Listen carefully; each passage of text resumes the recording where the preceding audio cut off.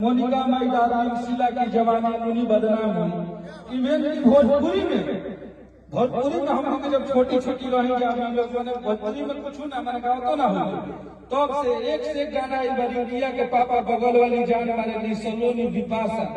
लेकिन यह बात अगर खेसारी लाल यादव गा देता है लुलिया का मांगे ले केहू नहीं खे बोले वाला।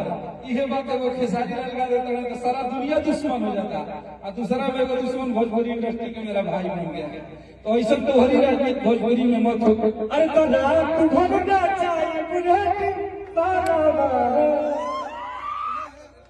देखिए सबसे बड़ा चीज है कि गाना बजाना में केहू के व्यक्ति विशेष फोटो देके केहू के बाप के नाम लेके अगर गावल जाता है वो गलत चीज है। गाना बजाना ही मजा पब्लिक चीज इग्नोर नहीं करेगी आपके बस का नहीं है कि आप किसी को गिरा दीजिएगा। तो इसलिए किसी का विरोध सोच समझ के कीजिए। भोजपुरी इंडस्ट्री में जानकारी हमारे बहुत चढ़े वाला वीडियो हर जगह देखने लगे, लेकिन एक खेसारी लाल यादव और एक टुनटुन यादव सबका विरोधी नहीं हो सकता है।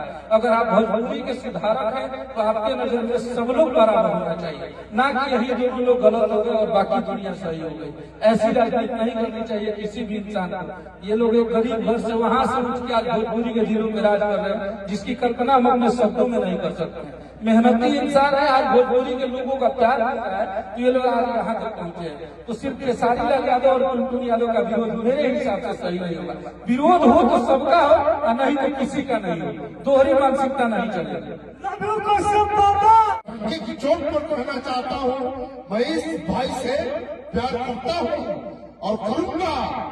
और यह बात जब विकास जिद्दी बोल रहा है इस बात को सब लोगों को समझना चाहिए, क्योंकि मैं बोलता हूँ तो बोल देता हूँ, उसके बाद मैं कभी नहीं बोलता। संप्रदाय की नहीं है। आप तो हमारे प्यार में हमारी पत्नी के लिए, हमारी पत्नी डिम्पल के लिए गीत गा दिए हैं। इसको पता नहीं सोशल मीडिया पर क्या क्या लोग उठा दिए हैं।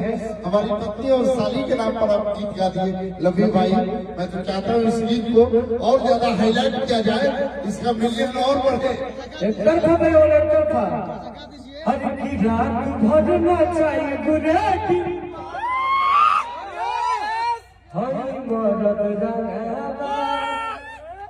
जय हो।